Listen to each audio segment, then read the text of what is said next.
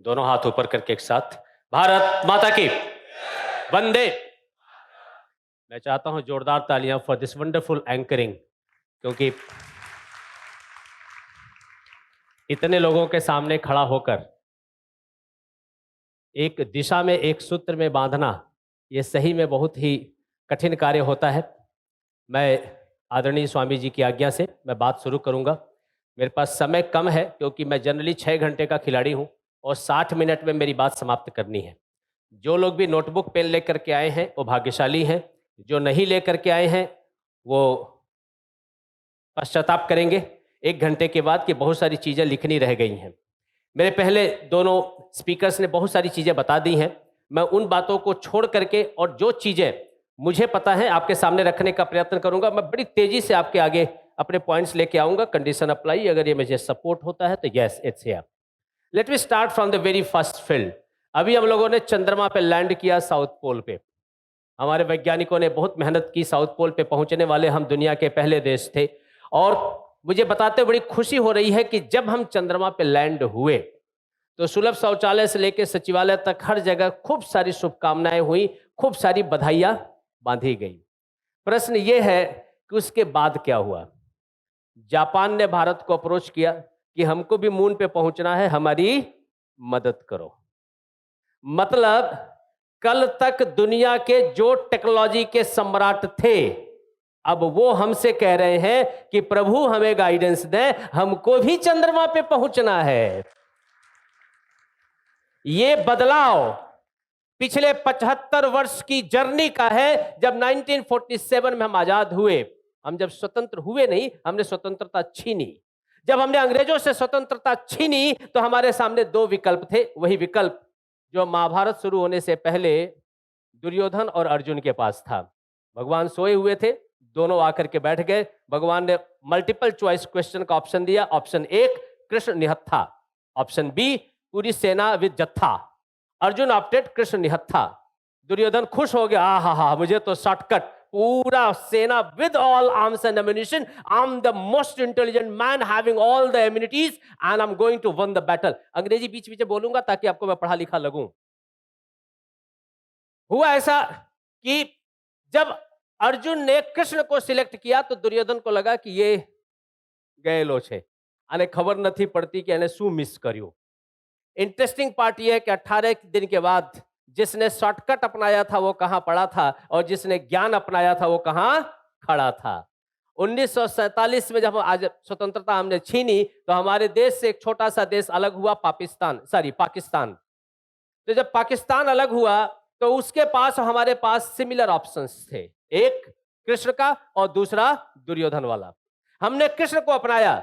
जब दुनिया ने हमको सुपर कंप्यूटर देने से मना किया तो हमने परम कंप्यूटर बनाया। जब दुनिया ने हमको क्रायोजेनिक इंजन देने से मना किया तो हमने क्रायोजेनिक इंजन बनाया। जब दुनिया ने हमें हर तरह से टेक्नोलॉजी में मदद करने से मना की तो हमने अपने दम पे अपने आप को तैयार किया। और इसका नतीजा है कि आज कोई देश अगर हमारे विरुद्ध मुंह उठा करके खड़ा करता है और मेरा प्रधानमंत्री 2 डुबकी मारता तो उनकी इकोनॉमी डूब जाती है।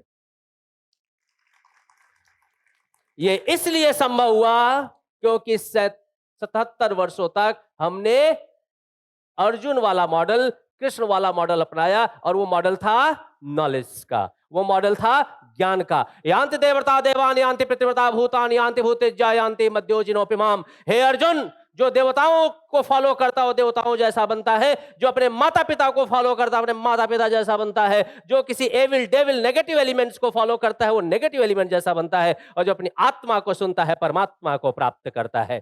द कंसर्न इज मैं अपने आप को कितना नॉलेजेबल बनाता हूं, कितना मजबूत बनाता हूं। यहां पे करियर डिसाइड होता है कि मैं अपने सोल को कितना मजबूत बनाने जा रहा हूं, अपनी पर्सनालिटी को मैं कितना एम्पावर करने जा रहा हूं, मैं अपने आप को कितना इक्विप करने जा रहा हूं, और अपने दम पर आत्मनिर्भर होकर के अपनी कैपेसिटी बढ़ाने की तरफ मैं कितना मूव करता हूं। यहां से करियर निर्धारित होता है। ये 10,000 लोगों को इंडस्ट्री में जॉब दिलाने के बाद, हजारों लोगों को कॉम्पिटिटिव एग्जामिनेशन के लिए प्रिपरेशन करने के बाद, 17 लाख से ज्यादा लोगों को दुनिया में एड्रेस करने के बाद, एक कंक्लूजन आपसे मैं शेयर करता हूं कि हर एक व्यक्ति अगर वो चाहे तो कल दुनिया में रूल कर सकता है, बशर्ते अपने आप को कैपेबल करें। हमने 70 साल में यह कर बताया। इस जर्नी में एक महापुरुष का जन्म हुआ अहमदाबाद में। वो लड़का ब्रिटेन गया, वहां से पढ़ करके लौटा।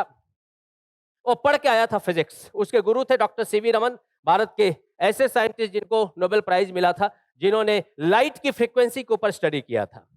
डॉक्टर सीवी रमन का स्टूडेंट, वो पढ़ करके आया फिजिक्स। उसको था मैं फिजिक्स के फील्ड में काम करूं, पर उस समय अहमदाबाद में टेक्सटाइल इंडस्ट्री में बड़ा रिसेशन चल रहा था, इंडस्ट्रीज बंद हो रही थी, हजारों के परिवार खत्म हो रहे थे, उनकी इनकम सोर्सेज बंद हो रही थी। उस लड़के को लगा कि मेरे एजुकेशन का मतलब नहीं, अगर मैं समाज के काम ना आ पाऊं, राष्ट्र के काम ना आ पाऊं, लोगों के काम ना आ पाऊं। और उस लड़के ने इंस्टीट्यूट का एस्टेब्लिशमेंट किया, ATIRA Ahmedabad textile industry research association. आप आईएम अहमदाबाद के सामने वाली बिल्डिंग देखेंगे, एमए के बगल में, तो अटीरा की स्थापना उस लड़के ने की अपने घर की जमीन में, लाल भाई ग्रुप के साथ मिलकर के, लाल भाई के साथ। और डेनिम के ऊपर रिसर्च किया, जो जींस मैंने भी पहना और आप लोग भी पहनते हैं, ये उसी का आउटकम है। लड़का पढ़ के क्या आया था? फिजिक्स। रिसर्च किस पे कर रहा था? टेक्सटाइल पे। क्यों? क्योंकि समाज की आवश्यकता क्या थी? टेक्सटाइल। इसी बीच इस बच्चे को लगा कि राष्ट्र स्वतंत्रता प्राप्त किया है और इस देश को अगर आगे ले जाना है तो हमको अच्छे बिजनेसमैन चाहिए, वो लोग चाहिए जो मैनेजमेंट पे जिनका कमांड है। और उस लड़के ने एक और इंस्टीट्यूट एस्टेब्लिश किया, जहां से पढ़ाई करने के बाद 2-1 करोड़ के पैकेज होते हैं। उस इंस्टीट्यूट का नाम है Indian institute of management Ahmedabad, IIM Ahmedabad. लड़का पढ़ के क्या आया था? फिजिक्स। इंस्टीट्यूट किसका एस्टेब्लिश कर रहा है? मैनेजमेंट का। आवश्यकता राष्ट्र की क्या है? ऐसे बिजनेस प्रोफेशनल्स तैयार करने की जो राष्ट्र की इकोनॉमी को आगे लेकर के जाए। हमारे पढ़ाई का कभी मतलब नहीं हो सकता अगर मैं समाज के काम ना आ सकूं, राष्ट्र के काम ना आ सकूं, मेरे नाते लोगों के जीवन में बदलाव ना आए, उस पढ़ाई का कोई अर्थ नहीं है। ऐसा उस लड़के ने हमारे सामने उदाहरण रखा। उसी बीच सर साउथ गुजरात से आते हैं और उन्होंने अभी जब बातें बताई, उन्हीं के रीजियन से निकला हुआ है लड़का होमी जे भाभा। 1966 जनवरी के महीने में एक्सीडेंटल डेथ में उन्होंने भारतवर्ष को एक ऐसा मनीषी हमने खोया जो भारत को एटॉमिक पावर बनाना चाहता था। लेकिन एक गुजराती का काम अधूरा छोड़ के अगर कोई गुजराती गया हो तो उसको पूरा भी गुजराती ही करेगा। और इस लड़के ने उस काम को भी पूरा किया और भारत तो एटॉमिक पावर बनाया। इंटरेस्टिंग पार्ट इतनी होती तो मैं छोड़ देता। जाते जाते इस धरती से उस लड़के ने 2 स्टूडेंट छोड़े।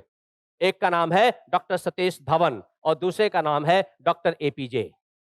उस लड़के का नाम है, जब हमारा चंद्र मिशन चंद्रमा पे लैंड हुआ तो उसमें से जो लैंडर निकला उसका नाम था विक्रम, और ये नाम है डॉक्टर विक्रम साराभाई। जब भी मैं अपना करियर प्लान करूं, जब भी मैं आगे बढ़ने के लिए प्लान करूं, तो डेफिनेटली मेरा एरिया ऑफ इंटरेस्ट महत्वपूर्ण होता है। मैं क्या करना चाहता हूं महत्वपूर्ण है, पर उससे ज्यादा महत्वपूर्ण है कि राष्ट्र और समाज की आवश्यकताएं क्या हैं। ये जब तक मैं स्टडी ना करूंगा तब तक मैं सही दिशा में आगे न जा पाऊंगा। मेरा पहला पॉइंट समाप्त होता है, एंड दैट इज राष्ट्र, समाज, परिवार, मेरे आसपास के लोगों की आवश्यकताएं ही सबसे बेहतर करियर ऑप्शन ऑफर कर सकती है। मात्र मैंने तो जे गमते हूं करिश, तो मैंने लोचो बो गमे छे तो शू करूं? लोचो चालू कर दूं। मैंने पानीपुरी बो गमे छे तो पानीपुरी की दुकान खोल दूं।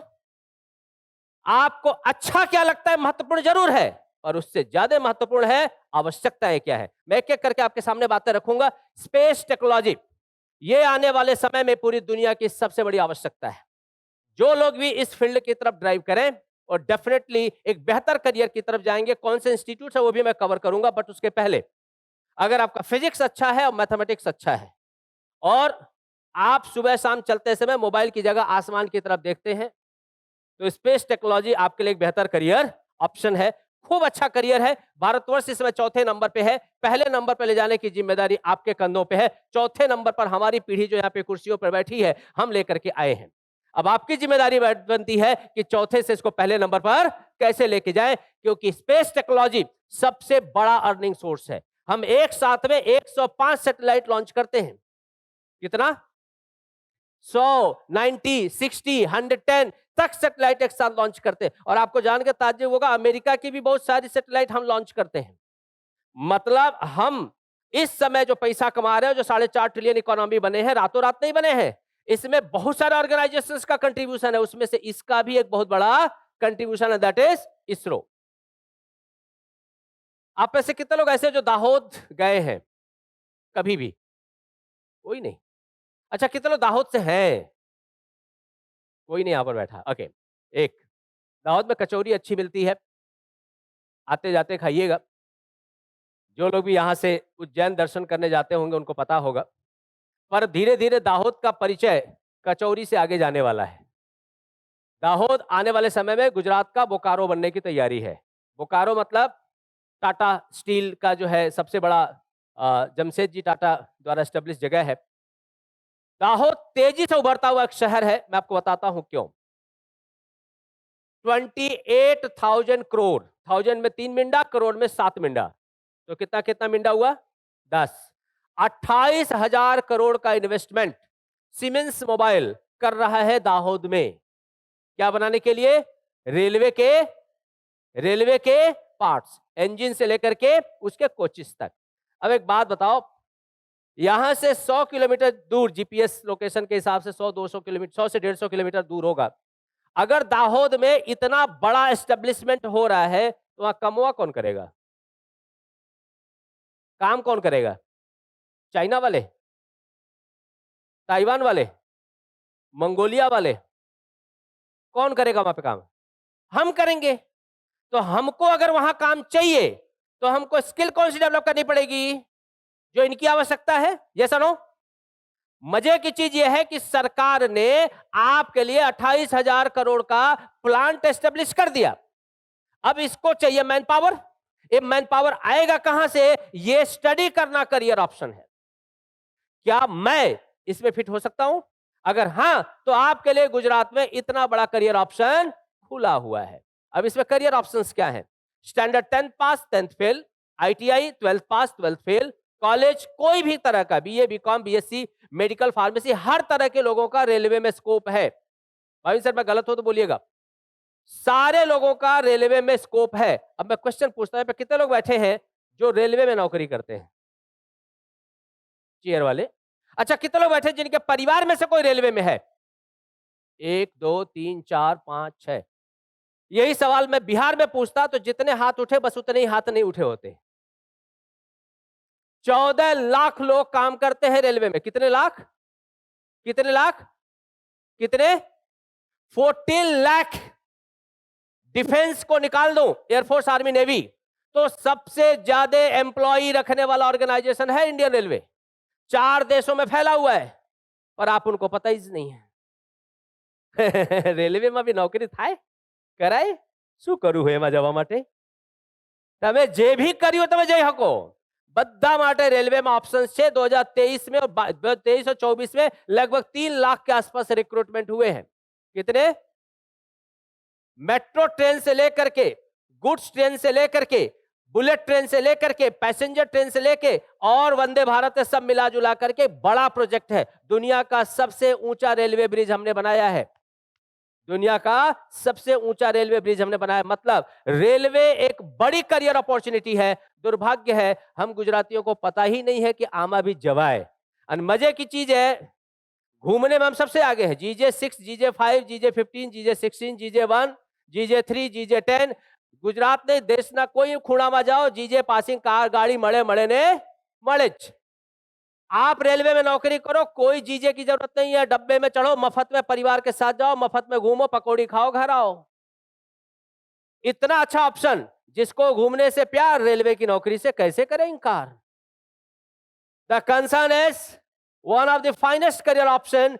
बट कितने लोग ऐसे हैं जिनको स्पेशल क्लास रेलवे अप्रेंटिस के बारे में मालूम है? SCRA, one of the finest career option, BTech in mechanical, equivalent to IRS। IRS जो अभी जेल में गए वो नहीं, इंडियन रेलवे सर्विसेज, रेवेन्यू वाला नहीं है, इंडियन रेलवे सर्विसेज।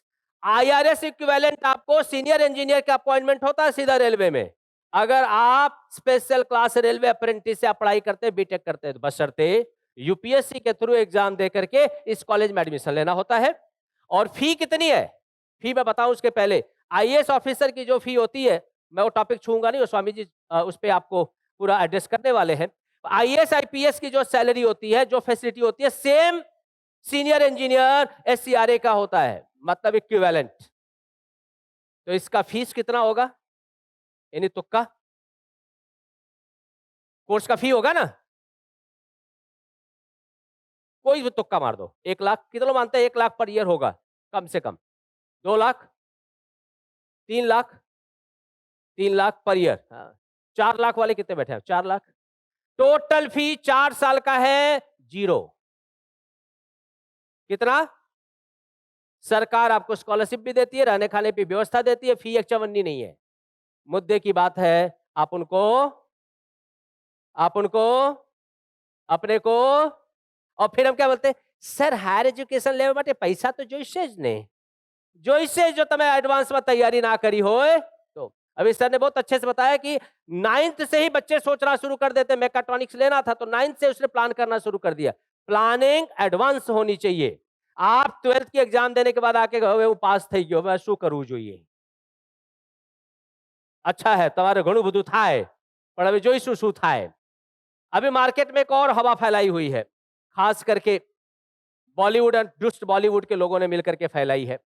एंड कुछ और भी मार्केट में लोग उनके साथ मार्क्स के पीछे मत भागो, नॉलेज के पीछे भागो, मार्क्स के पीछे मत भागो, नॉलेज। अल्लाह काका, गुजरात की हर एक कॉलेज में सर ने कवर किया होगा, हर एक इंजीनियरिंग कॉलेज में ट्यूशन फी वेवर स्कीम है, 2% लोगों को मिलती है। आप किसी भी निर्मा में पढ़ो, पीडीपी में पढ़ो, पारुल में पढ़ो, आप जीएसएफसी में पढ़ो, किसी गवर्नमेंट प्राइवेट में पढ़ो, 100% फी माफ, ट्यूशन फी वेवर स्कीम। आपको एक चवन्नी फीस नहीं देनी है। सर मैं गलत हूं तो बताइएगा। पर सरकार बोलती है हमें 2% थी, 5% लोगों ने आ फैसिलिटी આપીશું। कितना टका? 2 थी, 5%। तो जितने लोगों ने अप्लाई किया है उसमें मेरिट में जो ऊपर 2 to 5% है उनको सरकार 100% स्कॉलरशिप देने को तैयार है। तो मुझे समझ में नहीं आता है जो चाचा लोग बोलते हैं मार्क्स का महत्व तो नहीं है, ये सरकार को जाके क्यों नहीं समझाते हैं पटेल साहब को कि साहब मार्क्स जोવાનું બંધ કરો, જે પહેલા ફોર્મ ભરે એમને આપી દો, बराबर ने। गुजरात में एक स्कीम है, मैं गुजरात की बात बता रहा हूं, मुख्यमंत्री युवा स्वावलंबन योजना MYSY। भाविन सर कितने परसेंटेज चाहिए MYSY के लिए मिनिमम? कोई भी, आप बीकॉम करो, बीए करो, बीबीए करो, बीएससी करो, कोई भी कोर्स करो, सरकार बोलती है 80 परसेंटाइल जो इससे, बराबर ने। कितना परसेंटाइल? कितना कितना केम परसेंटाइल जो इससे? मार्क्स तो जरूरी नहीं है लाइफ में, आप यहां मार्क्स क्यों देख रहे हो? मार्क्स उतना ही जरूरी है जितना आपके पापा के अकाउंट में पैसा जरूरी है। मार्क्स सब कुछ नहीं है, but it is not less than anything. Money is not everything, but money is not less than anything. Marks जरूरी नहीं है, लेकिन मार्क्स बहुत जरूरी है।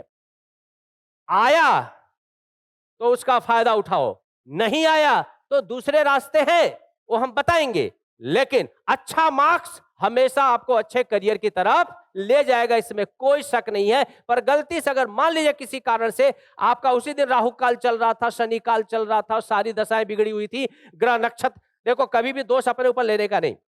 9 ग्रह हैं, किसी एक पे चिपका देने का,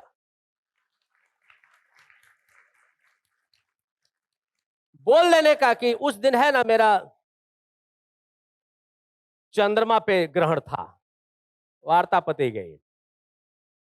क्लियर? पर मार्क्स अच्छे हैं, उसके बहुत सारे फायदे हैं। Railway one of the finest option, मैं चाहूंगा इसके बारे में आप पता करें हर एक व्यक्ति के लिए। 10th फेल मतलब आप ITI कर सकते हो, ITI ढगलाबंद रिक्वायरमेंट है। बड़ौदा में अभी 2 साल पहले जब गुजरात इलेक्शन हुआ था, उस समय इनका उद्घाटन हुआ था, चल भी रहा है, काम भी चल रहा है। अपना जो इंटरनेशनल एयरपोर्ट है उसी के पास में this is Tata and Boeing मिलकर के 100 सीटर एरोप्लेन बना रहे हैं।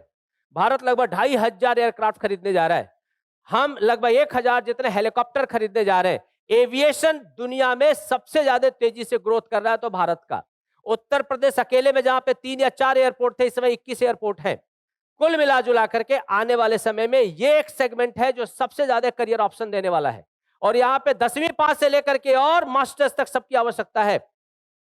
एयर होस्टेस से लेकर जो वहां पे ग्राउंड फ्लोर पे काम करते हैं उनसे लेकर पायलट मतलब वहां पे ऐसा नहीं होता है, पर ऐसे दिखाना पड़ता ताकि लगे गाड़ी चला रहे हैं। सो पायलट से लेकर के एरोप्लेन जो डिजाइन करता है उससे लेकर के हर एक सेगमेंट में वहां पर आवश्यकता है। मतलब मैन्युफैक्चरिंग से लेकर ऑपरेशन तक। द कंसर्न इज, कितने पेरेंट्स ऐसे बैठे हैं जिनके परिवार में से कोई एविएशन में काम करता है? मैंने राजू श्रीवास्तव का रोल अटेंड किया हुआ ताकि ये दशा हमारे बड़ौदा की है।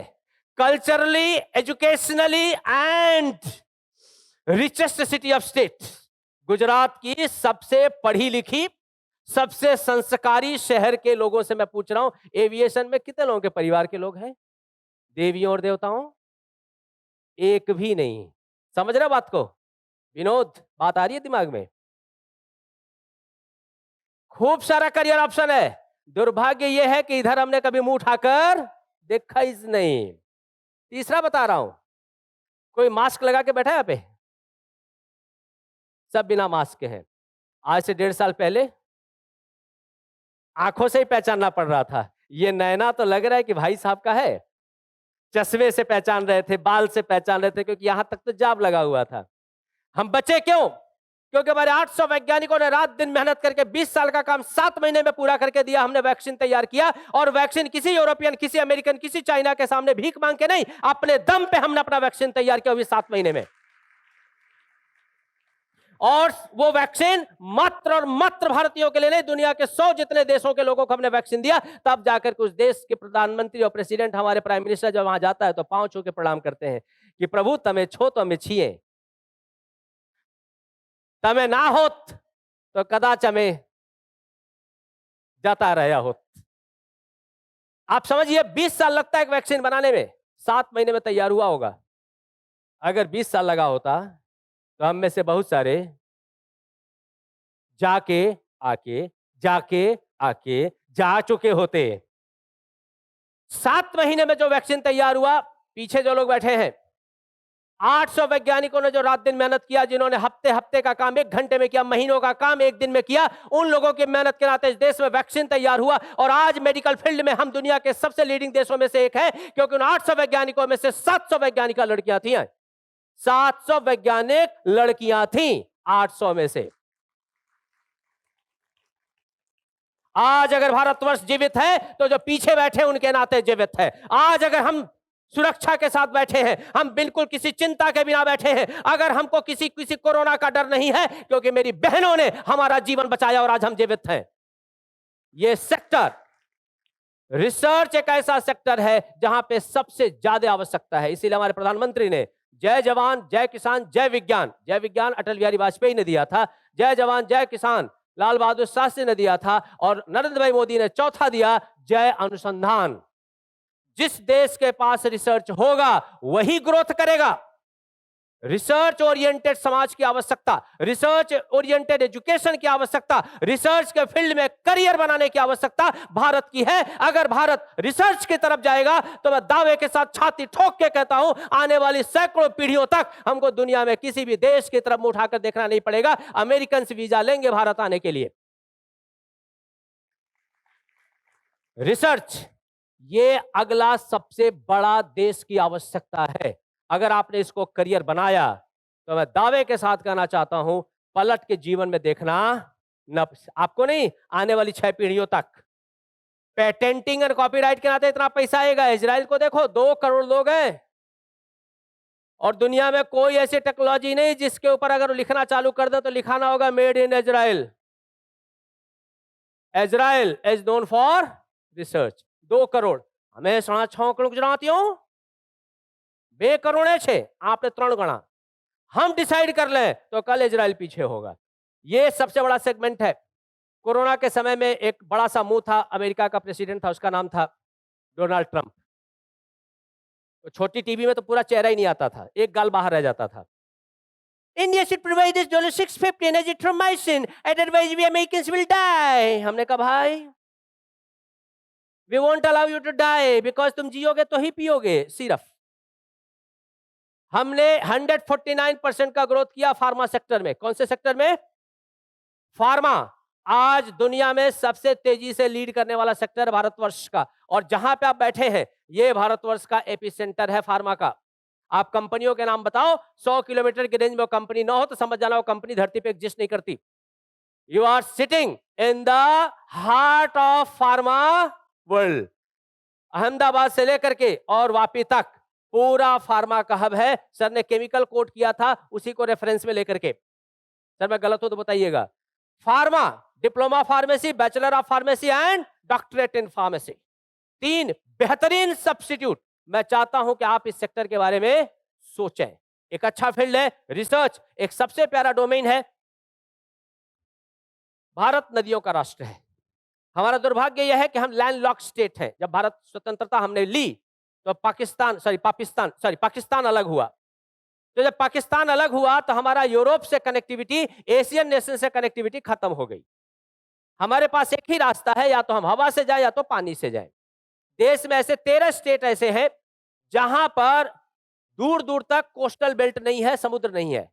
तो कोस्टल बेल्ट उत्तर प्रदेश, बिहार, झारखंड, छत्तीसगढ़, दिल्ली, पंजाब, हरियाणा, जम्मू कश्मीर, हिमाचल, अरुणाचल, आप सब देखें, इनके पास कोस्टल नहीं है। अब इनको कोई चीज ट्रांसपोर्ट करे तो कैसे करेंगे? बीच में बात चली थी नदियों को जोड़ो।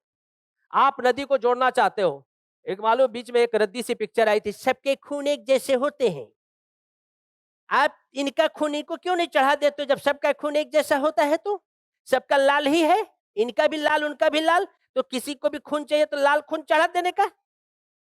पर नहीं चढ़ाते ना। नदियों के भी, हर नदी के पानी के अपने कंटेंट अलग है, इसीलिए हर नदी के किनारे वनस्पतियां अलग है, जंगल अलग है, खेती अलग है, उसमें जो प्राणी पाए जाते हैं वो अलग है, मछलियां अलग है, उसमें क्रोकोडाइल अलग है, हर चीज अलग है। तो पानी को पढ़ना पड़ेगा कि नहीं पढ़ना पड़ेगा जोड़ने से पहले? ऐसा थोड़ा ना कि नर्मदा महिसागर जोड़ दो, फिर महिसागर को आप तापी से जोड़ दो, फिर तापी को एक काम करो किसी और से जोड़ दो। ना थाय બધું इक्वल सिस्टम बगड़ी जैसे। खूब रिसर्च की आवश्यकता है। भारत सरकार ने नीरा करके एस्टेब्लिशमेंट किया, national institute of research reverse authority, national institute of reverse authority, नीरा, one of the biggest department. Bharat सरकार चाहती है देश के कोने कोने तक पीने का पानी पहुंचे, पर उसके पहले रिसर्च आवश्यकता है। सरकार चाहती है कि हम पानी के थ्रू ट्रांसपोर्टेशन शुरू करें, इसीलिए हमने वाराणसी से डिब्रूगढ़ तक का पहला हमने अभियान शुरू किया था, और now it is developing very fast, जिसको हम लोग काशी विलास के नाम से जानते हैं। ये एक बड़ा सेगमेंट है, मैं चाहता हूं इस सेगमेंट के बारे में भी आप सोचें। कहां गया मेरा स्लाइड वाला? हाँ, अब ये जिस पे अभी हमने फ्रांस वाले भाई साहब को गल्ले पे चाय पिलाई थी, याद आया? लोग बोलते थे कि इस देश की गरीब जनता सब्जी की दुकान पे 5 रुपए ऑनलाइन कैसे पे करेगी? आप देखो देश के खोपचे खोपचे में यही चल रहा है। दुनिया की टोटल ऑनलाइन ट्रांजैक्शन का 75% से ज्यादा हम कर रहे हैं। जिसको अंग्रेजी नहीं आती पर ऑनलाइन ट्रांसफर आता है। बिजली नहीं है पर मोबाइल चल रहा है। हमको सब पता है, जुगाड़ू सिस्टम हम लोग हैं, एक बार जरूरत पड़ने पे हमको सब समझ में आता है। सरकार सारी नोट बंद कर दे तो भी हमको कोई फर्क पड़ता नहीं, हम सब ऑनलाइन मैनेज कर लेंगे। ये एक अगला सेगमेंट है। पूरी दुनिया भारत की तरफ देख रही है कि हम यूपीआई सिस्टम से भारत के लिए नहीं, दुनिया के हर देश के लिए डेवलप करें। जो बाइडेन भी चाहते हैं हमारा भी डेवलप हो, क्योंकि पैसे का छेद सब जगह है। पैसा का कंट्रोल कोई सरकार कर पा नहीं रही है। हम अकेले देश हैं जो धीरे धीरे करते करते इस समय दुनिया का सबसे बेहतरीन ऑनलाइन ट्रांजैक्शन मॉडल हमने तैयार किया है। दिस इज ए सेगमेंट जहां पे खूब सारी अपॉर्चुनिटी है। बीच में हमने एक मिसाइल का टेस्ट किया, अग्नि 5। जब अग्नि 5 टेस्ट किया तो हमने बोला 5000 किलोमीटर तक हिट करेगा। हमारा पड़ोस में देश है, उससे हमारी अच्छी दोस्ती है, सुबह शाम वो हमको देखते रहते हैं। उनका नाम है चाइना। उन्होंने बोला खोटू बोले छे। अच्छा, पहली बार नहीं, जब हमने एटॉमिक टेस्ट किया था तब भी उन्होंने बोला था खोटू बोले छे। आ लोग को एटॉमिक टेस्ट नहीं करे हमने मज के छेम। मेरी गुजराती मिक्स गुजराती है, क्योंकि मैं गुजराती बॉर्न नहीं हूं। तो सौराष्ट्र, साउथ गुजरात, नॉर्थ गुजरात, चरुत्तर सब मिला जुला के एक पुलाव है, तो आपको सबका वर्जन मिलेगा। तो हमने जब बताया कि भाई हमने 5000 किलोमीटर हिट करने वाला मिसाइल बनाया है, तो चाइना बोला खोटू बोले छे। आमनू मिसाइल 8500 किलोमीटर हिट कर सके, करते बड़ा है बताते छोटा है। हमने बोला हम अग्नि 6 भी टेस्ट करने वाले हैं। हमने बोला सिर्फ टेस्ट करने वाले हैं। चाइना ने बोला है कि इनकी जो अग्नि 6 है ये कह रहे हैं 8,000 किलोमीटर, लेकिन 12 से 14,000 किलोमीटर हिट करेगी। बड़ौदा में बैठ करके वाशिंगटन हिट कर सकते हैं। आपकी मिसाइल टेक्नोलॉजी दुनिया में सबसे बेहतर है। हमने एक लाइव टेस्ट किया था बीच में, हमारा ब्रह्मोस जाके पाकिस्तान में गिर गया। वहां पे आटा था नहीं, भूखे पेट सोए थे बेचारे। जब ब्रह्मोस गिरा तो उनको लगा वो OLX पे बेच के काम चलाएंगे। फिर उनको पता चले तो missile, India started war against us and will go to UN। हमने कहा भाई हमारे यहाँ दिवाली आ रही है, दीपावली में हम लोग करते हैं सफाई। दब गया, स्विच दब गया, हमने फेंका, उन्होंने बोला कि नहीं आपने फेंका, हमने बोला सारी। बिहार के लोग ज्यादा हैं, हम लोग सॉरी नहीं बोलते, हम क्या बोलते हैं? सारी। हमने सारी, उन्होंने बोला सारी नहीं चाहिए सूरत की, आपने मिसाइल फेंका है। जब तक ये बात चल रही थी तब तक इंडोनेशिया, थाईलैंड, ऐसे बहुत सारे चाइना के पड़ोसी प्यारे देश, उन्होंने भारत से ब्रह्मोस खरीदने का ऑर्डर प्लेस करना शुरू कर दिया। कई मिलियन डॉलर का हमने ऑर्डर इकट्ठा कर लिया, क्योंकि जहां चाइना वालों ने, मतलब पाकिस्तान वालों ने लगाया था चाइनीज रडार, चला तो चांद तक नहीं तो शाम तक, हमने वहीं से ब्रह्मोस फेंका था दुनिया को बताने के लिए कि इनके रडार में मेरा ब्रह्मोस नहीं आता। लाइव टेस्टिंग, लाइव ढोकला, समझ रहे हो ना विनोद? समझ में आ रहा है? एक झटके में हमने दुनिया को बताया कि हमारी मिसाइल इनके रडार में, बस सब खरीद रहे, टर्की के पड़ोसी भी खरीद रहे कि हमको ब्रह्मोस दे दो।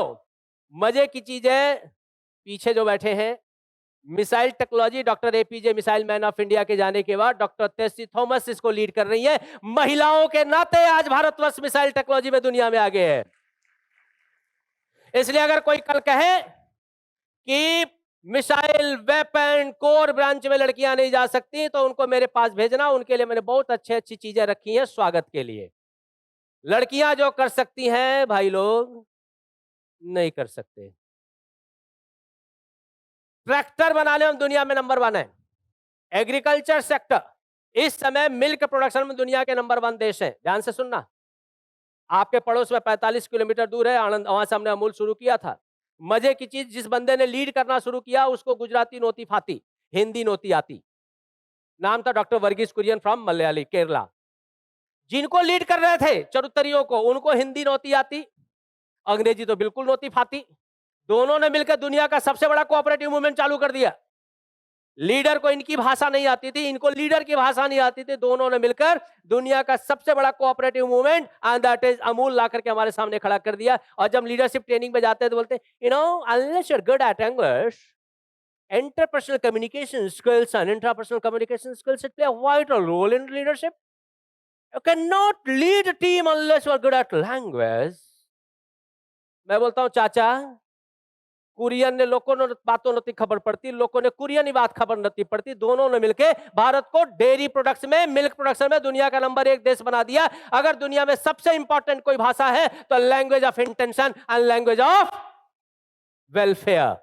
उन दोनों की एक लैंग्वेज थी कि देश के किसानों की परिस्थितियां ठीक करनी है, क्योंकि भारत अगर जीवित है, भारत की संस्कृति अगर खड़ी है, तो इस देश के किसानों के नाते, गांवों के नाते, इस देश के किसानों ने, गांव ने इस भारतवर्ष को दुनिया के शिखर पर पहुंचाया है। अगर आपने करियर गांव को और किसानों को ध्यान में रख करके बनाया, मैं छाती ठोक के दावे के साथ कहना चाहता हूं, आने वाली पीढ़ियां आपको आशीर्वाद देंगी और आपको करियर में कभी कोई समस्या न होगी।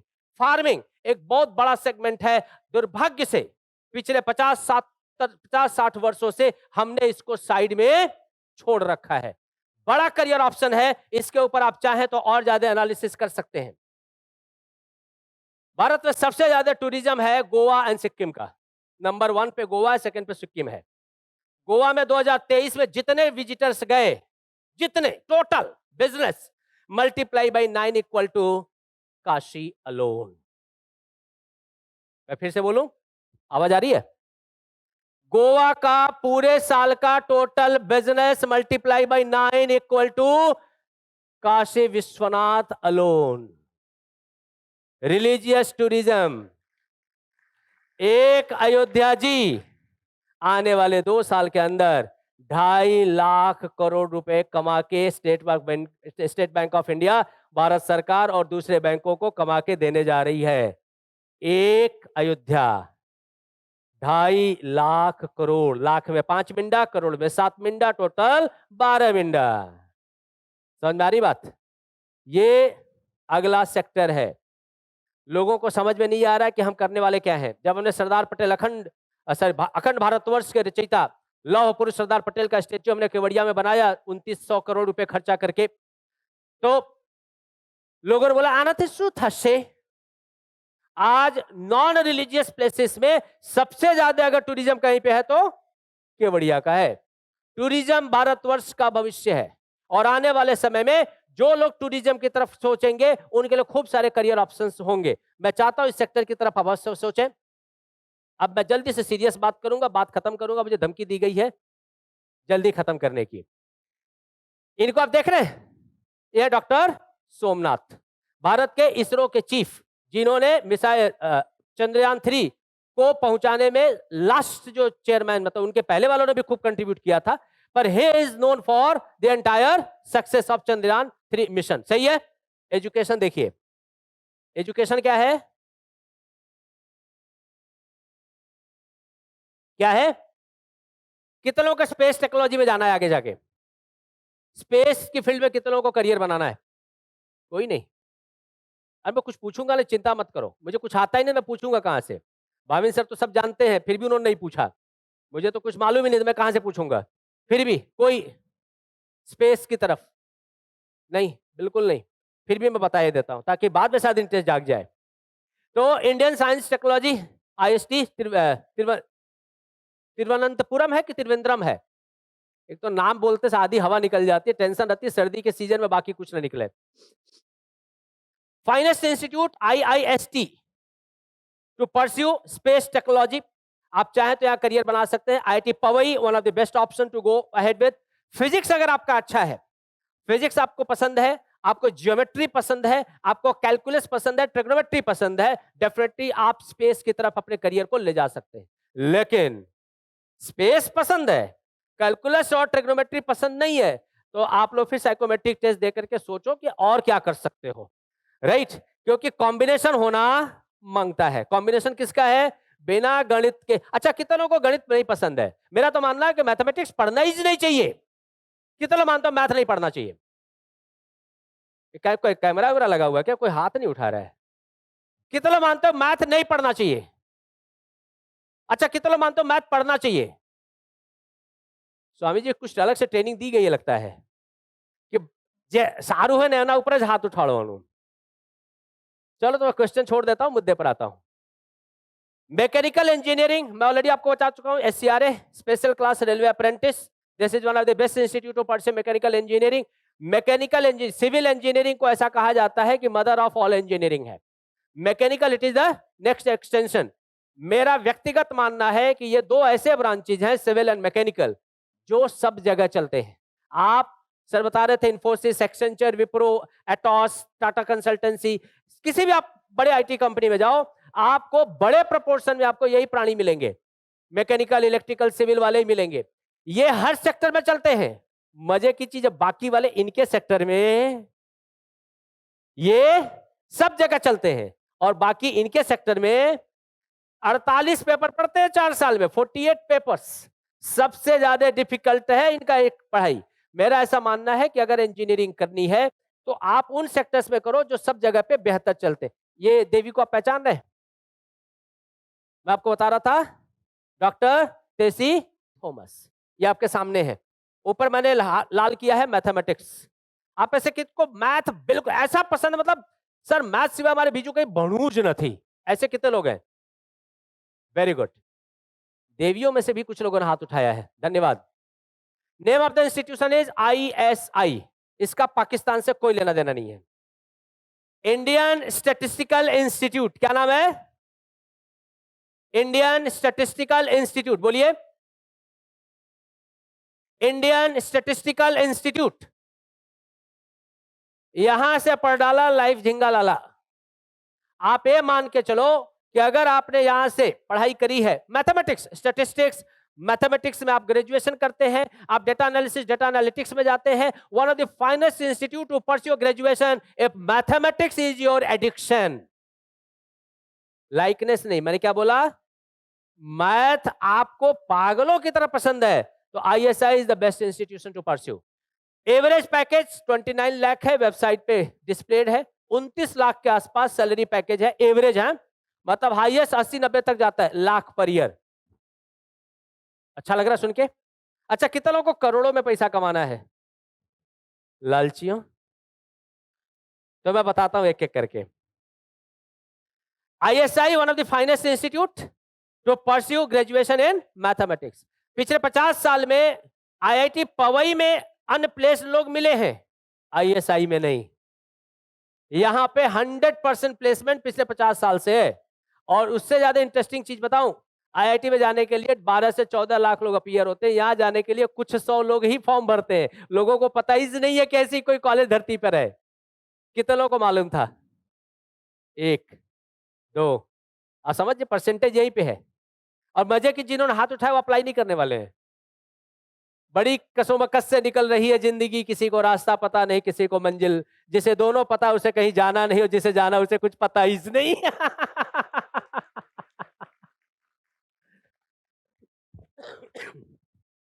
फाइनेस्ट इंस्टीट्यूट, मैं चाहूंगा कि अगर मैथमेटिक्स पसंद है तो आप जरूर जाएं। ये देवी है डॉक्टर कल्पना, डेप्यूटी डायरेक्टर इसरो, जिन्होंने चंद्रयान को सफल बनाने में सबसे बड़ा रोल प्ले किया। आप क्वालिफिकेशन फिर से देखिएगा, मैं जानबूझ के डाला हुआ है। क्या है? क्या पढ़ाई करी इन्होंने? बीटेक इन ईसी। क्या पढ़ा है? बीटेक इन, जिसको हम लोग सबसे लास्ट चॉइस में लेके घूम रहे हैं। मारे तो कंप्यूटर बढ़ू छे। कंप्यूटर का ऐसा बुखार चल रहा है देश में, मतलब इस समय आप कहीं भी पत्थर मारो निकलने वाला। मैं कंप्यूटर इंजीनियर हूं। अच्छा, जो आप लोगों ने वैक्सीन लगवाया, कोवैक्सीन, भारत बायोटेक वाला, उसके चीफ साइंटिस्ट ये हैं। पढ़ाई क्या की है देख लेना है, बाद में बोलना मत कि मुझे बताया नहीं था। डॉक्टर कृष्णा एल्ले क्या है? BSc agriculture, vulture agriculture. पढ़ाई क्या की? पढ़ाई क्या की? एमटेक। उन्होंने मास्टर्स जो है बायोटेक्नोलॉजी से किया। भारत के चीफ साइंटिस्ट, जिसका वैक्सीन लगा के हम जिंदा हैं। इसीलिए कई लोग ऐसे देख रहे हैं, अच्छा हार्ट अटैक इसीलिए ज्यादा आ रहा है, एग्रीकल्चर वाले से वैक्सीन बनवाया इन्होंने। भाई आपको बताऊं, करियर में टर्न कभी भी लिया, ये हमने दिमाग में डेटा फीड कर लिया है।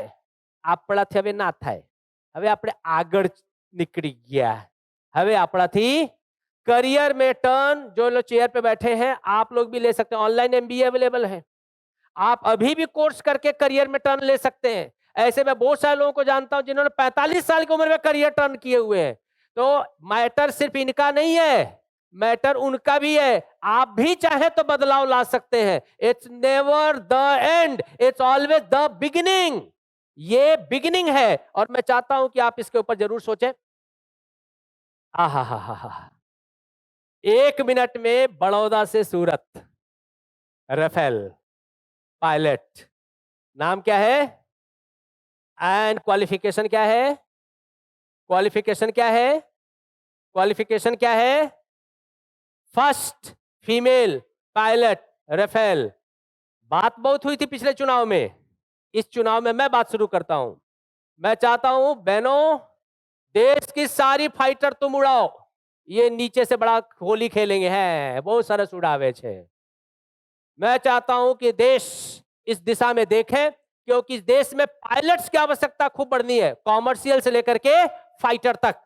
ये एक बड़ा सेगमेंट है, पर इसके सामने जो सबसे बड़ी समस्या है, आंख पे ढक्कन।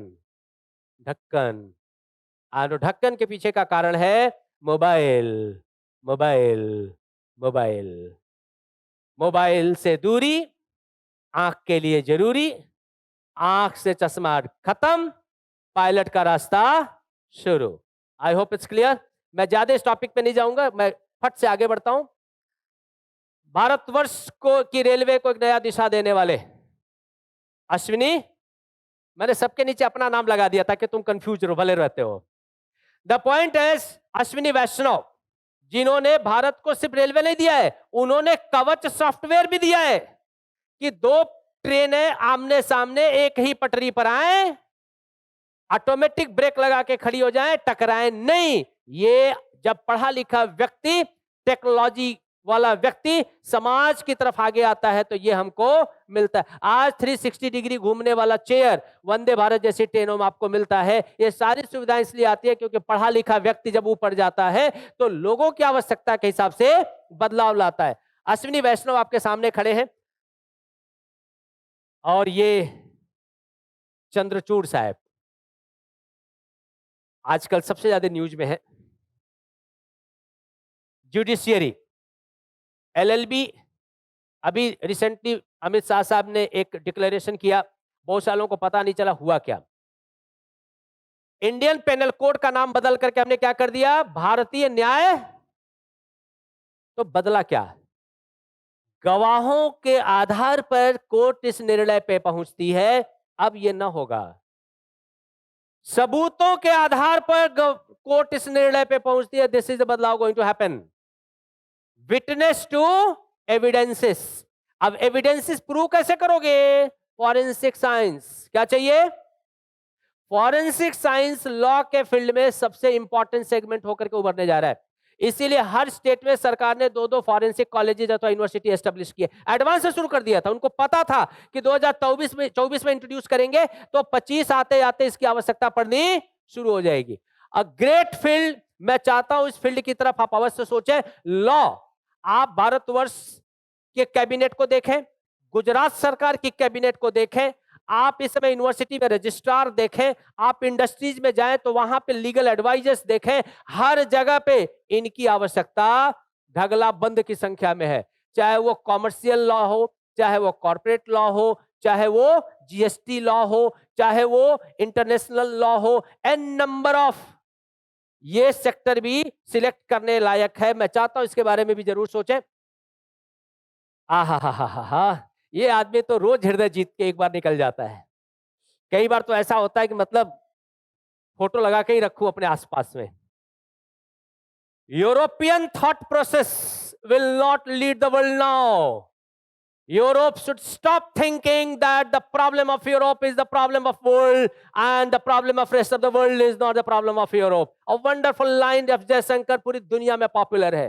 एक लाइन ने पूरी फिलॉसफी चेंज करके रख दी है। अब ये सोचना बंद कर दो कि अमेरिकन एजुकेशन को कैसे देखते हैं, यूरोपियन एजुकेशन को कैसे देखते हैं। ये आवश्यकता खत्म हो गई है। हम एजुकेशन को कैसे देखते हैं, यह समय की आवश्यकता है। ब्रह्मा मुरारी पुरांतकारी भानु शशि भूमि सुतो बुधश्च गुरुश्च शुक्र शनि राहु केतवः। भूमि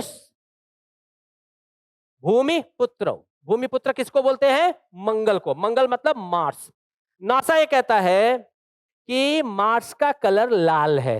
तो चाचा हम हजारों वर्ष से क्या कह रहे थे, भूमि सुतो। भूमि सुतो कौन है, मंगल है। नासा कह रहा है कि मंगल की कैरेक्टरिस्टिक्स, मार्स की कैरेक्टरिस्टिक्स अर्थ से मैच होती है। तो चाचा भूमि सुतो का मतलब क्या होता है, भूमि का पुत्र भूमि जैसा ही होगा, यस नो। मतलब मंगल और भूमि दोनों एक दूसरे के सिमिलर कैरेक्टरिस्टिक्स हैं। कहने का सेंस है हमारे पूर्वजों ने हर तरह के रिसर्च ऑलरेडी करके दिए हुए हैं। भारतीय नजर से एजुकेशन की आवश्यकता यह है कि हम हमारे पूर्वजों द्वारा किए हुए रिसर्च को फिर से मॉडर्न आई के साथ एस्टेब्लिश करें, यह समय की आवश्यकता है। और इसीलिए इनका थॉट प्रोसेस एजुकेशन सेक्टर के लिए बहुत जरूरी है जब आप करियर सिलेक्ट करते हैं। और ये बंदे ने तो पूरी दुनिया हिला दी है, डॉलर हिला हुआ इस आदमी के नाते। ये भाई है नंदन नीलेकनी। इन्फोसिस को इन्फोसिस बनाने में इनका रोल है। यूपीआई ये लेकर के आए हैं, ओएनडीसी ये लेकर के आए हैं, आईसीआईसीआई जैसे बैंक जो सॉफ्टवेयर यूज करते हैं पिनेकल, इन्होंने बनाया है। इस बंदे ने पूरी की पूरी टेक्नोलॉजी की दुनिया बदल के रख दी। पढ़ाई क्या की है, पढ़ाई क्या की है। एंड ये वो भाई हैं जो नैनो यूरिया लेकर के आए हैं। क्या लेके आए हैं, जिसके नाते भारत सरकार ने बोला कि देश की बहनों को आगे आना होगा ड्रोन टेक्नोलॉजी में। ड्रोन क्यों चाहिए, क्योंकि अब यूरिया सॉलिड की जगह हमको लिक्विड चाहिए। एक बोतल यूरिया 250 ml का, 450 ml का, 1000 लीटर पानी में मिला के और उसको हमको क्या करना है, खेतों में छिड़काव करना है, स्प्रे करना है। स्प्रे करोगे कैसे? अब बहुत सारे क्रॉप्स ऐसे जिसकी हाइट 7 फुट 8 फुट है, हम 6 फुट पहुंचते पहुंचते आर्मी में चले जाते हैं, तो वहां छिड़काव करेगा कौन? तो क्या चाहिए? ड्रोन। ड्रोन उड़ाएगा कौन? चलाएगा कौन? सर्विसेज कौन करेगा? मेंटेनेंस कौन करेगा? ये सब आने वाले फील्ड में समय आवश्यकता है। मैं चाहता हूं कि ड्रोन, नैनो टेक्नोलॉजी जो ये डेवलप हुआ, लिक्विड यूरिया, ये सारी चीजें हम समझें और इस फील्ड में जाएं। लगभग 4 लाख करोड़ का इन्वेस्टमेंट सेमीकंडक्टर में भारत में ऑलरेडी आ चुका है। आने वाले समय में लगभग 40 लाख करोड़ के इन्वेस्टमेंट की हम तैयारी कर रहे हैं। कितना? लाख में 5 मिंडा, करोड़ में 7 मिंडा, 40 लाख करोड़। हमको मालूम ही नहीं है। सेमीकंडक्टर में मुझे करियर बनाना हो, क्योंकि ये भारत का भविष्य है। हम चाइना को खत्म करना चाहते हैं सेक्टर में, पर भाई हम पढ़ेंगे तो जाएंगे, जाएंगे तो आगे कुछ करेंगे। ये एक बड़ा सेगमेंट है, मैं चाहता हूं इस तरफ आप सोचें। अब मैं फटाक से बात खत्म करने की तरफ आता हूं। ये टॉपिक ऑलरेडी सर खत्म कर चुके हैं, इसलिए मैं ज्यादा ना बोल करके फटाक से इसको 1 मिनट में मैं आ जाता हूं मुद्दे पर। Yes, these are the government data. आप पाएंगे AI, artificial intelligence, special system, genomics, pharma, green energy, semiconductor and space. अब देखिए सरकार का प्लान कितना इन्वेस्टमेंट है। ये सेक्टर है जहां सरकार पैसे लगा रही है। Digital connectivity, retail, agriculture, physical connectivity, health care and financial services. Startup में सरकार कहां कहां पे पैसे लगा रही है, सारी चीजें ऑलरेडी अवेलेबल है। आप करिए। डिफेंस एक भारत का सबसे बड़ा सेगमेंट है जहां पे हमको जाने की आवश्यकता है, जिसके नाते हमने अग्निवीर वाली योजना लेकर के आए थे। ऑटोमोबाइल पूरे का पूरा वी आर शिफ्टिंग फ्रॉम कहां से? पेट्रोलियम से ग्रीन एनर्जी पे। Electronics we are moving toward semiconductor and मेरी अदर फील्ड्स, जिसे हम सेमीकंडक्टर में आगे करें। मेटल्स, अभी भी मेटलर्जी भारतवर्ष की बड़ी पीछे है। मेटलर्जी लोगों को समझ में नहीं आता कि पतले से तार में आप रसिया में चले जाओ, यूएस में चले जाओ, पतले से तार में बड़ी से बड़ी चीजें वो लोग उठा लेते हैं। हमारे मोटे मोटे तार में भी नहीं उठा पाते, टूट जाता है। मेटलर्जी एक बड़ा सब्जेक्ट है जहां पे स्टडी की आवश्यकता है। Engineering, James and jewellery, Surat and Gujarat इसके लिए जाना जाता है। खंभात इसके लिए जाना जाता है। अब दुनिया धीरे धीरे इस सेगमेंट की तरफ और ज्यादा तेजी से जा रही है। ये एक बड़ा सेगमेंट है जहां पे हम जा सकते हैं। Railway, road, ports and airport already मैं बता चुका हूं। यस, कंस्ट्रक्शन, अभी भी भारत में हम जो बिल्डिंग बनाते हैं वो यूरोपियन मॉडल में बनाते हैं। यूरोप में क्या है, वहां पे 9 महीने 10 महीने ठंडी पड़ती है, 2 महीने गर्मी पड़ती है। तो बिल्डिंग ऐसी बनाते हैं ताकि जो ही ठंडी गर्मी आए तो सूर्य की रोशनी अंदर आए। तो बड़े बड़े कांच लगाते हैं। फिर हम भी विदेश गए, हमने वहां से उठाया, हम भी आए, हमने भी बड़े बड़े कांच लगाए। हमारे यहाँ 11 महीने ठंडी गर्मी पड़ती है, सूरज भगवान रोज खड़े रहते हैं दरवाजे पे। अब बताओ, कांच गर्मी बढ़ाता है कि घटाता है? कांच गर्मी बढ़ाता है घटाता है? कांच गर्मी बढ़ाता घटाता है। अब हमने क्या किया, चारों तरफ कांच। यहीं पे खत्म नहीं हुआ, लोहा। लोहा गर्म होगा तो गर्मी बढ़ाएगा घटाएगा? 11 महीने सूरज देवता, 12 महीने लगे हुए, 12 घंटे। अब गर्मी, कांच और लोहा लगा दिया, घर में टेम्परेचर, अब गर्मी हो रही है, अब क्या लगाएंगे? एसी। फिर क्या बोलेंगे? क्लाइमेट बिगड़ रहा है, आ वर्षे गर्मी बहुत बहुत વધારે છે। हाँ, बहुत વધારે છે। अल्लाह काका, आपने घर गलत बनाया है। आपने यूरोपियन मॉडल में घर बनाया है। आपकी आवश्यकता भारतीय भवन निर्माण की थी, आपने उठा लिया यूरोपियन मॉडल। फिर घर गरम ही रहेगा। आपके पास विकल्प आर्किटेक्चर एक बहुत बड़ा सेक्टर है जहां पे भारत में रिसर्च नहीं हो रहे हैं। हमारी आवश्यकता के हिसाब से खूब रिसर्च की आवश्यकता है। मैं चाहता हूं कंस्ट्रक्शन फील्ड में आप करियर बनाएं। मीडिया एंटरटेनमेंट, आप शाम को देखो टीवी में जाकर के, न्यूज़पेपर जो न्यूज चैनल बैठे होते हैं, 2 लोग बैठे होते हैं वहां पे, इधर एक आदमी बीच में बैठता है, कई बार 2-2 लोग बैठे होते हैं, एक आदमी बीच में बैठता है, कई बार 3 बैठे होते हैं, एक आदमी बीच में बैठा है। अब बताओ आपको क्या लगता है, इलेक्ट्रल बंद चालू रहना चाहिए, बंद होना चाहिए? अब 2 लोग अब लड़ रहे हैं। सुप्रीम कोर्ट डिसीजन ले चुका है, मैटर खत्म हो चुका है, ये शाम को लगे हुए हैं। ये हमारे पूर्वज पहले मुर्गे लड़ाते थे, बाद में सांड लड़ाते थे, अब पेटा वालों ने बंद करवा दिया है। तो अब हम आदमी लड़ाते हैं। जो बंदा बीच में बैठता है साल के 1 करोड़ रुपए कमाता है, क्या करके? दो लोगों को दो लोगों को दो लोगों को मीडिया, ह्यूज अपॉर्चुनिटी, बशर्ते आपके पास एक हॉलिस्टिक नॉलेज हो, बेटर कम्युनिकेशन हो, आप लोगों को उस मुद्दे पे ड्राइव कर सको जो मुद्दा समाज में लोगों को प्रिय हो, आप इसमें एक अच्छा करियर बना सकते हो। एफएमसीजी, धीरे धीरे हम लोगों ने घर पे बना हुआ भोजन कम कर दिया है। मैं तो चूंकि इस संस्था में खड़ा हूं तो यहां पर संस्कार भी बचे हुए हैं, इसलिए कम बोला। बाकी जगह तो मैं बोलता हूं बंद कर दिया है। वेफर, पैकेट फूड, सब पे चले। एफएमसीजी एक बड़ा सेक्टर है। सर ने जब मेकाट्रॉनिक्स का एग्जांपल दिया था तो उन्होंने उन्हीं कंपनियों का जिक्र किया था जो इस सेक्टर में बंद पैकेट में भर भर के कैंसर, सॉरी मतलब खाना बांट रहे हैं। Automobile, health care, yes. So let me complete now. तो साथियों, कर क्या सकते हैं? आप में से कितने लोग ऐसे बैठे यहां पर जो चाहते हैं कि मुझे अमेरिका जाके पढ़ना है पवन, ऐसे कॉलेज में पढ़ना जहां पे 1 करोड़, 1.5 करोड़, 2 करोड़ रुपए फी है साल का, पर देना एक चवन्नी भी नहीं है, मुफ्त में पढ़ाई करना है? कितने लोग ऐसे हैं? आज पढ़ाई करने के बाद दुनिया के टॉप 500 फॉर्च्यून कंपनियों में नौकरी करने का मौका चाहिए? कितने लोग ऐसे हैं? Eicher and nicer, 2 colleges, Indian institute of science education and research, national institute of science education and research, Eicher and nicer, 2 best institutions to pursue your graduation if you want to pursue your masters in abroad on STEM scholarship, science, technology, engineering and mathematics. STEM scholarship जो भारतवर्ष ने Japan, Australia और US के साथ मिलकर quad scholarship के तौर पे जाना जाता है। It was signed 2 years back in Japan, जहां पे अमेरिका हर साल भारत के 100 स्टूडेंट्स को मौका देता है अमेरिका के कॉलेजेस में आकर के 100% फ्री, मतलब स्कॉलरशिप पे पढ़ाई करने का उनके बेस्ट कॉलेजेस में, बशर्ते उसके लिए मुझे तैयारी करनी होगी। तो मैंने कौन सा पॉइंट बताया? Quad stem. कितने लोगों को मालूम था? 1।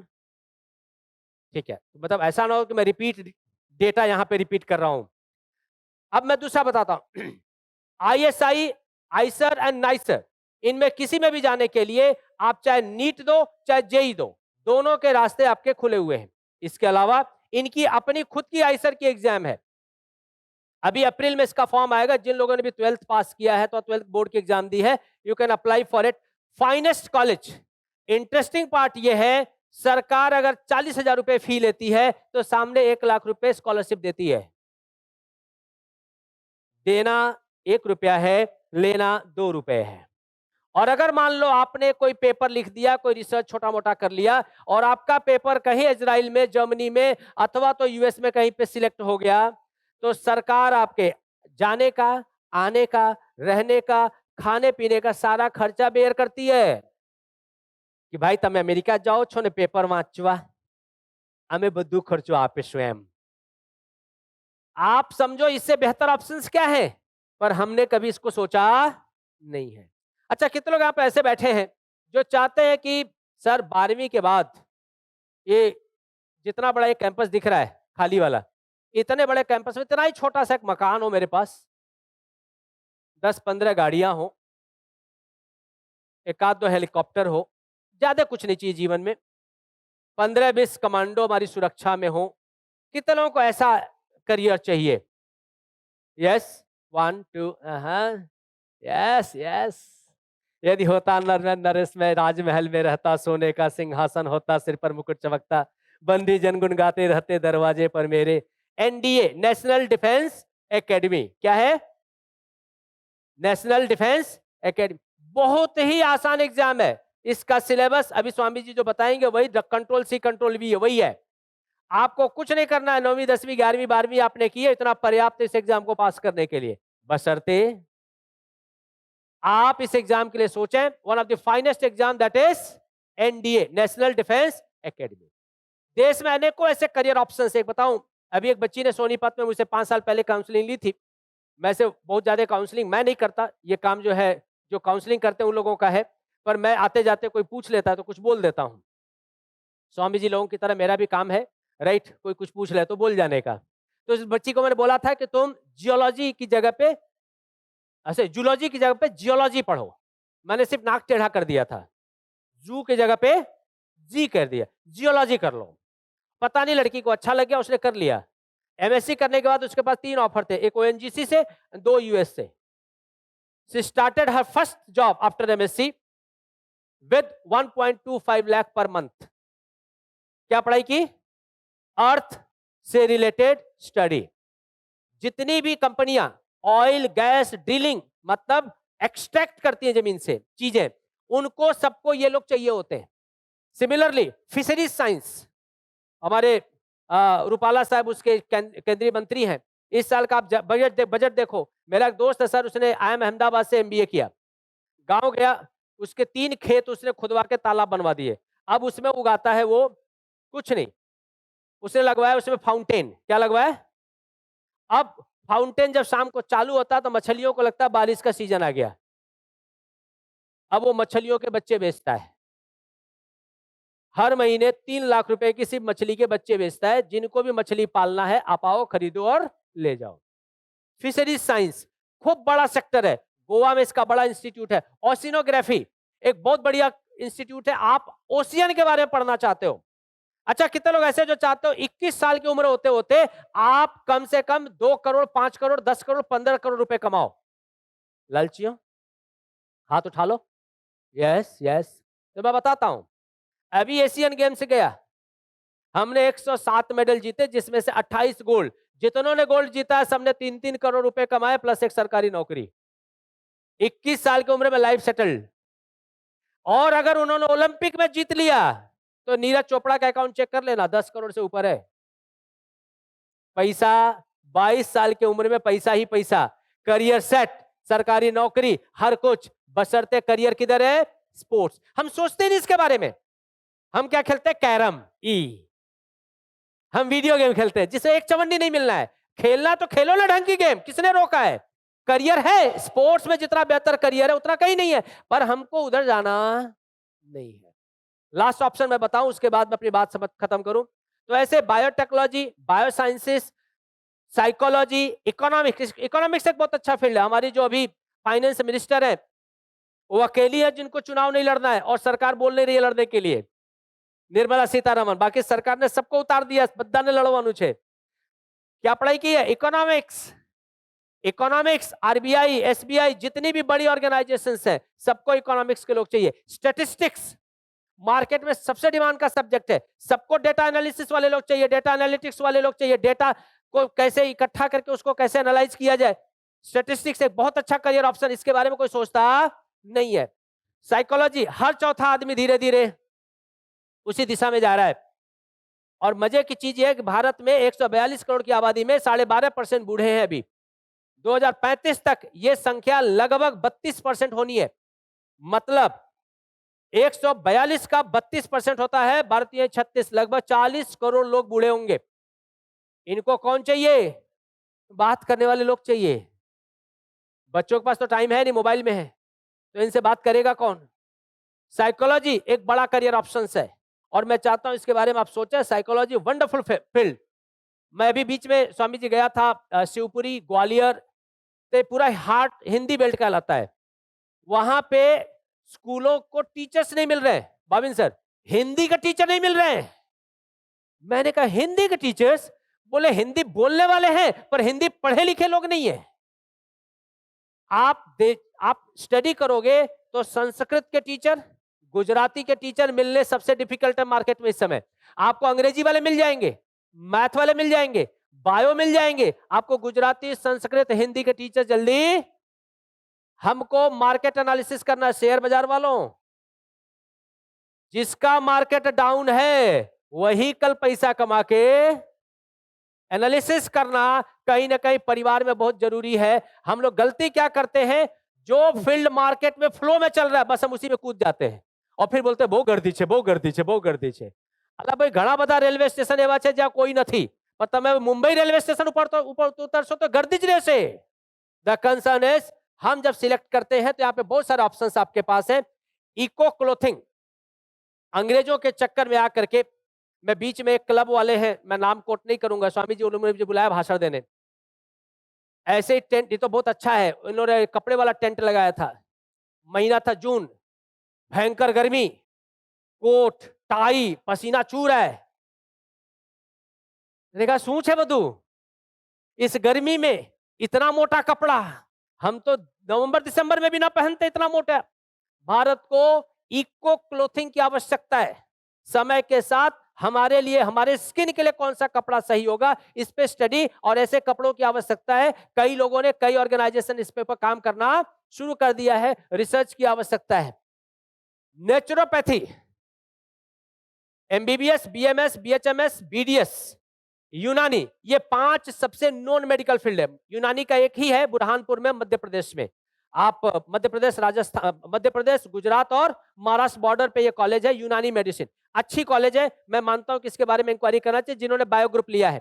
तो मैं 5 बता चुका हूं, कौन सा, एमबीबीएस, बीएमएस, बीएचएमएस, बीडीएस और यूनानी। ये 5 एस्टेब्लिश मेडिकल कोर्सेज है। लेकिन वेटनरी साइंस कोई नहीं सोचता है। आजकल आप देखेंगे हर घर में, पहले लोग गाय पालते थे क्योंकि गाय जैसे थे, अब दूसरे तरह के जानवर पालते हैं। तो अब जानवर पालते हैं तो उनकी दवाई भी करनी पड़ेगी। अब आपने कुत्ता पाला है तो कुत्ते की ट्रीटमेंट तो चाहिए। आपने छिपकली, सॉरी मतलब कॉकरोच, एक मिनट, कछुआ पाला है तो कछुए की दवाई तो करानी पड़ेगी। आपने बिल्ली पाली तो दवाई करानी। वेटनरी साइंस एक बड़ा सेक्टर है। आनंद में, यहाँ से लगभग 42 किलोमीटर दूर आनंद वेटनरी साइंस कॉलेज है। बहुत अच्छा एजुकेशन है, मैं मानता हूं इसके बारे में पता करना चाहिए। नेचुरोपैथी, हमारी शरीर बीमार पड़े तो हमको डॉक्टर्स चाहिए, पर बीमार न पड़े इसके लिए नेचुरोपैथिस्ट चाहिए। पंचकर्म, आयुर्वेद का एक बहुत अच्छा ट्रीटमेंट है। हमारा दुर्भाग्य, हमको मालूम ही नहीं है पंचकर्म। यहाँ चेयर पे बैठे हर आदमी को करवाना चाहिए। मैं पारुल यूनिवर्सिटी से आता हूँ, मेरे पास 2 आयुर्वेद कॉलेजेस, आप आइए, बहुत अच्छी पंचकर्म फैसिलिटीज है, खूब अच्छा करियर है। मैं चाहता हूं इसके बारे में आप सोचें, आयुर्वेद के बारे में। अब तो भारत दुनिया का आयुर्वेद का एपी सेंटर है, हम सबसे बड़े सेंटर है। जामनगर में रिलायंस का जो सिक्का में, जो रिलायंस का प्लांट है वहां से और जामनगर का एयरपोर्ट के बीच में दुनिया का सबसे बड़ा आयुर्वेद रिसर्च सेंटर एस्टेब्लिश कर रहे हैं हम लोग। और आने वाले समय में पूरी दुनिया हम ही से आकर के आयुर्वेद का ट्रीटमेंट करानी है। योग, मेडिटेशन, ये फील्ड हमारे लिए खूब अच्छा है। तो साथियों, फायर सेफ्टी, अभी बीच में सूरत में घटना घटी थी, चाणक्य इंस्टीट्यूट में, जहां पे आग लग गई थी। सॉरी, कौटिल्य चाणक्य, कुछ ऐसा ही नाम था। तक्षशिला, सॉरी तक्षशिला, मैं नजदीक ही था लेकिन मैं पहुंच नहीं पा रहा था। मैं अलुमनाई पे चला गया, राइट, अल्मा मेहतर छोड़ दिया। तो तक्षशिला इंस्टीट्यूट में जब ये घटना घटी तब हमको पता चला फायर सेफ्टी कितना जरूरी है, राइट। हर जगह पे, क्योंकि हम बिल्डिंग ऐसी बना रहे हैं कि जहां पे आग लगे तो हम कैसे लोगों को बचा सके। तो फायर सेफ्टी एक बड़ा विंग है, आप चाहें तो इधर करियर बना सकते हैं। NDRF, national disaster response force, this is the last point, मेरी बात खत्म करूंगा यहाँ पे, 1 घंटा मेरा समाप्त हो चुका है। प्रमुख स्वामी जी महाराज ने जब 2001 में 26 जनवरी 2001 में सुबह 8:35 पे कच्छ भुज में अर्थक्वेक आया और गांव के गांव खत्म हो गए, 14,000 लोग मारे गए। हमारे लिए, गुजरात के लिए सबसे, पूरे भारतवर्ष के लिए, पूरी मानव सभ्यता के लिए सबसे पेनफुल समय था। उस समय जिस संस्था में आप बैठे हैं, इस संस्था ने सबसे बड़ा लीडिंग रोल लिया। स्वामी जी कितने गांव एडॉप्ट किए थे? 18 गांव एडॉप्ट किए कि इन गांवों को वापस खड़ा करना ये हमारी जिम्मेदारी होगी और यहाँ के लोगों का ट्रीटमेंट, भोजन, हर तरह से हम इसका ध्यान रखेंगे। हमने इस घटना से जो सीखा 2001 में, 2022 में जो हमारा सबसे बड़े दुश्मन देशों में से एक तुर्की में सिमिलर अर्थक्वेक आया, तो तुर्की के लोगों ने जब मुंह उठा करके दुनिया की तरफ मदद के लिए मुंह उठा करके देखा तो उसमें भारत की एनडीआरएफ सबसे आगे खड़ी थी। हम वो लोग थे जिनके तिरंगे के नीचे तुर्की के लोगों ने, मेडिसिन चाहिए तो तिरंगे के नीचे आओ, खाना चाहिए तो तिरंगे के नीचे आओ। आपको अगर आपका कोई रिलेटिव जमीन के नीचे दब गया तो उसको जिंदा निकालने की गारंटी हमारी एनडीआरएफ ने करके दिया और हम दुनिया के वो सबसे बेहतरीन देशों में से हैं। आज डिजास्टर किस दुनिया के किसी भी कोने में हो, हम लोगों को जिंदा बचाने में सक्षम है, ये हमने सीखा। साथियों, एनडीआरएफ, आप समझिए 1999 में, 1999 में ओडिशा में साइक्लोन आया, टोटल 12,000 लोग मारे गए, लाखों करोड़ का हमने नुकसान किया। 1999 के बाद हमने सीखा, 2019 में उसी ओडिशा में वापस वहीं पे साइक्लोन आया, टोटल 65 लोग मारे गए। और कुछ लाख का हमने नुकसान किया। 2023 में गुजरात में साइक्लोन आया, एक भी आदमी मारा नहीं गया और 1 रुपए का भी नुकसान नहीं हुआ। ये हमने 22 साल में सीखा कि कैसे परिस्थितियों के सामने खड़ा हुआ जाए। तो ये कोई तो स्टडी करता है, कोई तो ट्रेनिंग करता है, कोई तो पढ़ता है, तब जाकर के यूनिट तैयार होती है, तब जाके लोगों का जीवन बचता है। साथियों, करियर मतलब जो चीजें दिख रही है वो मात्र नहीं है। बीच में मेरे पास 3000 ऑर्फन लड़कियां जिनको मैं काउंसलिंग करता हूं, तो एक लड़की ने मुझे बताया कि सर मुझे मेरे पापा का नाम रोशन करना है। मैंने कहा क्या करेगी? मैं नेल आर्टिस्ट बनूंगी। मैं बॉयज स्कूल का प्रोडक्ट। मुझे लगा नेल आर्टिस्ट क्या होगा। मैंने बड़ी देर तक बाल खुजलाया। फिर मैंने एक मेरी परिचिता है जो ब्यूटी पार्लर चलाती है, उनको मैंने फोन किया। मैंने कहा देवी, ये नेल आर्टिस्ट क्या होता है? तो बताइए कि नेल में सर ये लंबा लंबा नेल चिपकाया जाता है। एक नेल 500 से 5000 रुपए का होता है। मैंने कहा 10 उंगली 50,000। पहले मुझे लगता था नेचुरल लंबे नाखून है, बाद में पता चला कि नहीं, ये बाद में चिपकाए गए हैं। आप समझ रहे हो भावनाओं को? नेल आर्टिस्ट से लेकर अभी रिसेंटली में एक रिपोर्ट पढ़ रहा था, स्वामी जी कवर करेंगे यूपीएससी वाले में, 12,000 करोड़ रुपए का भारत में बालों का घोटाला चल रहा है। किसका? हेयर। जिनके नहीं है दुखी मत हो, पर जिनके हैं बचाओ। 12,000 करोड़ का बाल भारतवर्ष से इलीगली चाइना स्मगल करवा लेता है। हम तो ऐसे ही कटवा के छोड़ के आ जाते हैं, हमको पता ही नहीं था बिजनेस है। करियर ऐसा है। मेरे अभी एक दोस्त अहमदाबाद में मिले थे, वो बता रहे थे कि गन्ने का जो नीचे का जो पोर्शन होता है, जिसको हम जड़ कहते हैं, हमारे भोजपुरी में खूर कहते हैं उसको, हम लोग छोड़ देते हैं। ओ भाई 300 करोड़ रुपए का सिर्फ वो बेच करके कमा रहे हैं, गन्ने का रूट सुखा करके। मैंने कहा इसमें कौन धंधा करता है बाबा? देश में बिजनेस से लेकर एजुकेशन तक हर सेक्टर में अपॉर्चुनिटीज है। मेरा रिक्वेस्ट ये है, आप करियर वो पसंद करें जिसमें आने वाले समय में भारत का बड़ा निर्माण हो सके। यूपीएससी, एनडीए, आईआईटी, जेई, इसके अलावा CUET, common university entrance test के माध्यम से बहुत सारे ऐसे कोर्सेज हैं, जो मैंने ओशिनोग्राफी बताया, जो आपको मैंने इकोनॉमिक्स की बात बताई, जो मैंने कॉमर्स। भारत में आने वाले समय में 16 लाख चार्टर्ड अकाउंटेंट चाहिए। इस समय 1949 में सीए शुरू हुआ था, 2021 तक भारत ने जिंदा मुर्दा मिला के टोटल 3.25 लाख चार्टर्ड अकाउंटेंट पैदा किए। 15 लाख से ज्यादा हमको चार्टर्ड अकाउंटेंट चाहिए, 12 लाख चार्टर्ड अकाउंटेंट की कमी है। ह्यूज अपॉर्चुनिटी, लेकिन सारी चीजें टेक्नोलॉजी की तरफ ड्राइव हुई है। मात्र सब्जेक्ट जानना पर्याप्त नहीं है, टेक्नोलॉजी जानना जरूरी है। इसलिए एसएपी, एंड्रॉइड और अनेकों तरह के सॉफ्टवेयर सीखना भी बहुत जरूरी है। इधर खूब सारा बेहतर करियर ऑप्शन है। एआई से डरने की कोई जरूरत नहीं। ऐसे एआई बहुत सारे आई और बहुत सारी गई, हम उसके दूसरे बहुत सारे विकल्प तैयार करके बैठ जाते हैं। माई कंसर्न इज, भारत हमेशा से कृष्ण को पसंद करने वाला राष्ट्र रहा है। हम हमेशा नॉलेज की तरफ जाने वाले लोग रहे हैं। व्यवसात्मिका बुद्धि रे के कुरनंदना बहुशाखा अनंताश्च बुद्धियो व्यवसायी नाम। हे अर्जुन, अगर सफल होना है तो एक लक्ष्य रख, और असफल होना है तो मल्टीपल। एक ऑप्शन पकड़ो, उधर आंख बंद करके लग जाओ। मैं दावे के साथ कहना चाहता हूं, जो करियर भारतीयों के पास है, दुनिया में किसी भी देश के आदमी के पास नहीं है। अभी तो 4.5 ट्रिलियन इकोनॉमी है, लोग नहीं मिल रहे मार्केट में, और सरकार बोल रही है 20 ट्रिलियन बनानी है, 4 गुना। मैन पावर ढूंढते ढूंढते कंपनियों के छोतरे छोतरे निकल जाने वाले हैं।